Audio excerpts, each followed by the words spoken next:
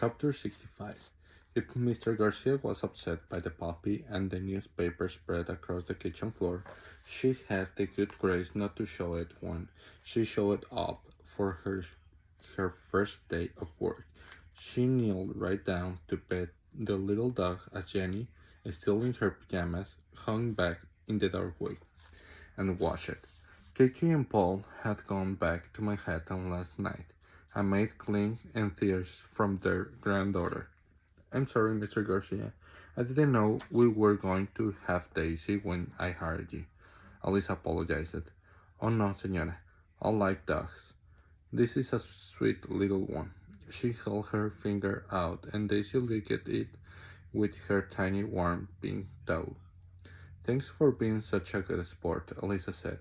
Let's hope it doesn't take too much time to get Daisy trained. I think Daisy will be very fast. What do you think, Jenny Preciosa? Jenny didn't answer, hugging her stuffed monkey to her chest.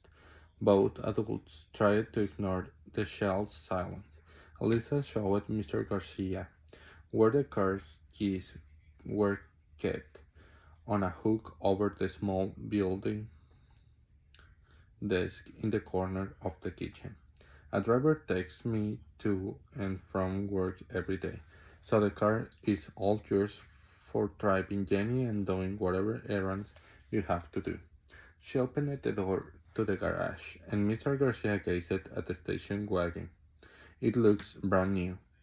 It is. We bought it off the lot this week. Seeing the expression on Mr. Garcia's face, Elisa added, don't be concerned about that. It's just a car that happens to be new. I'm not worried about you driving it at all. The only thing I care about is your and Janie's safety. Of course, senora. But the housekeeper didn't look convinced. Elisa turned to her daughter, who had quietly followed behind them. Jenny, why don't you show Mr. Garcia where your room is? Elisa suggested brightly. The child didn't look too enthusiastic about the idea, but she nodded solemnly and led the way upstairs. Lisa made the conscious decision to remain behind. The two of them had to work it out, brainstorming with Kane about possibilities for fresher look pieces. Elisa had proposed that they do one on commuter relationships. Statistics showed that they were on the rise as more and more dual career couples followed professional advancement opportunities in different cities. Lisa had suggested that Kane try to find a couple that was doing a United States to Great Britain community, hoping that showing it would entail her making a trip to London and provide a chance to see Meg. Unfortunately, her producer had found exactly what she had asked for.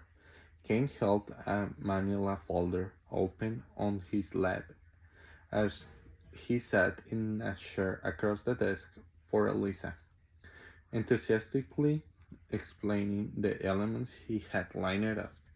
She'll just been promoted to a vice president's slot at Madison Avenue advertising firm when his investment bank offered him the chance to head up their London office.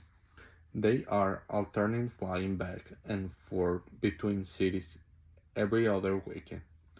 They are willing to be interviewed and let us shoot them at their workplaces and homes. We could even go along for the plane ride and shoot her the next time she flies to London.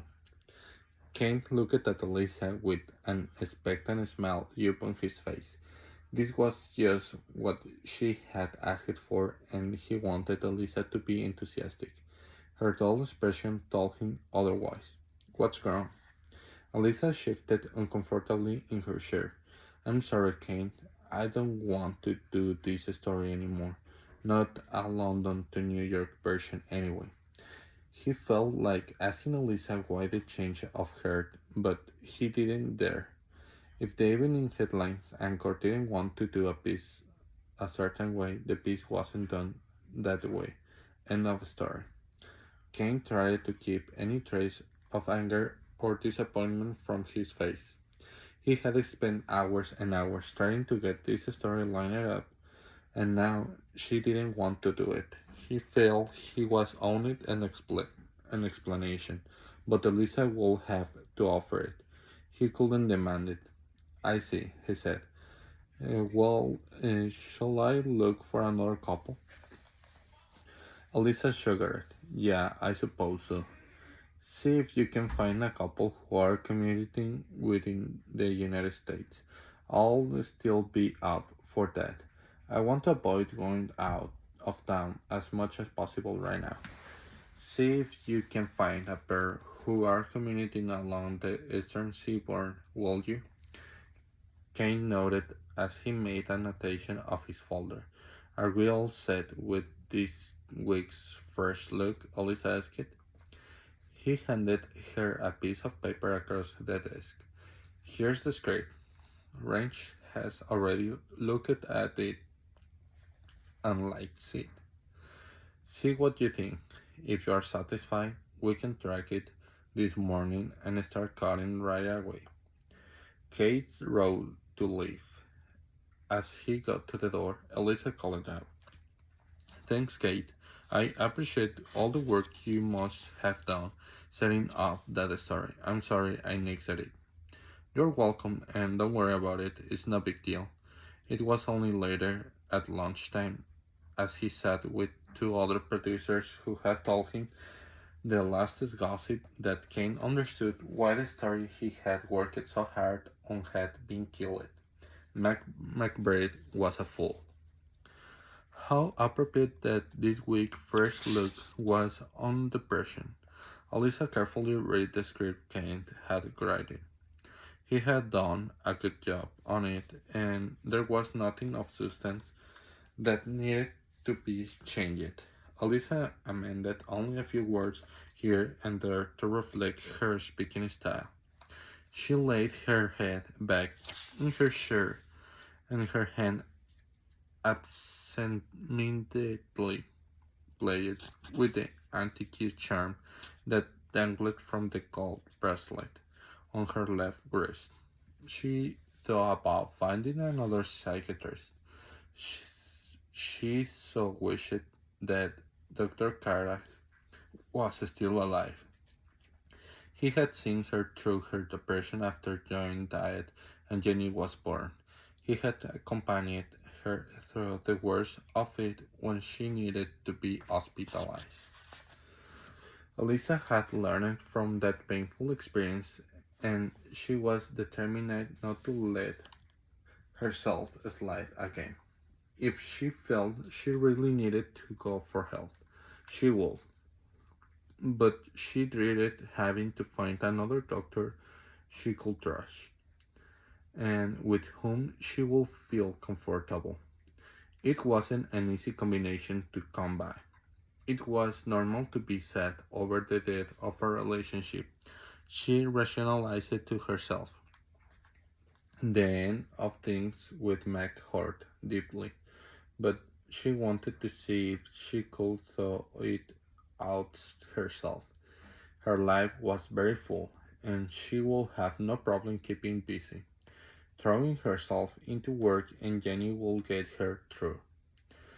The intercom buzzer rang. Yes, Peggy?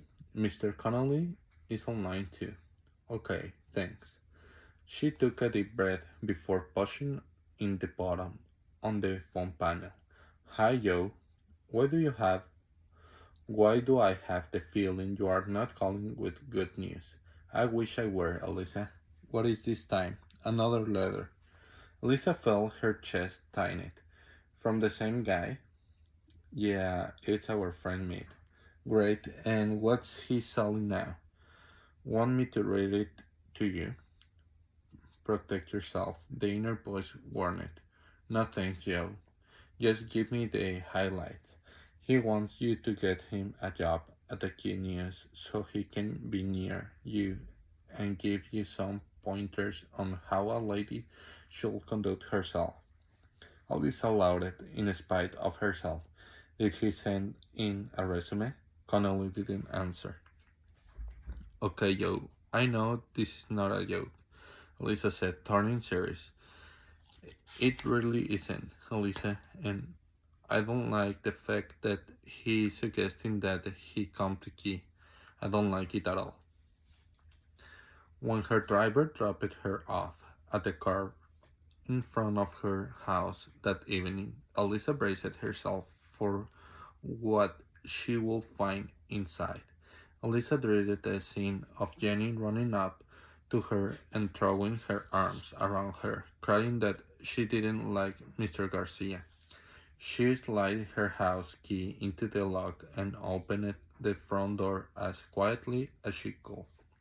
The delicious aroma of roasting chicken greeted her in the empty hallway, and she could hear voices singing happily from upstairs.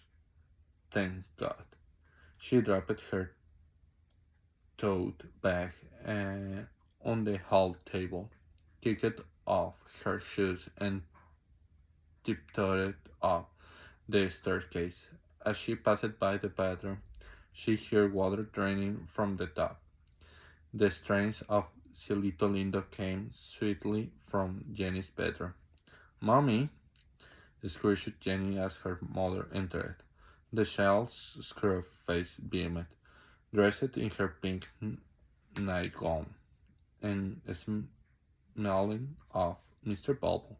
She ran to Elisa and hugged her. "Hey, my punky pie, it looks like you had a good day." Jenny nodded emphatically. "I did, Mommy. Mr. Garcia is teaching me Spanish." "I hear." "And we walked Daisy around the pound, and we made chocolate chips cookies together. I hope you saved me some." "We did. We made a lots." "And how was school today?" "Good. James came over to play after lunch." Elisa looked over her daughter's head to Mr. Garcia. The housekeeper was gathering up Jenny's clothes to carry down to the washing machine. "Jenny, you take your clothes from Mr. Garcia and go put them in the hamper in the closet in the bathroom, please." As the child complied with the mother's request, Elisa sank onto the corner of her daughter's bed and smiled. "Looks like you two got off to a good start. Jenny is a good girl. I think we get along fine." "I'm so glad, Mr. Garcia," Elisa said, with relief. The housekeeper started to leave the room. "I make your dinner before I go."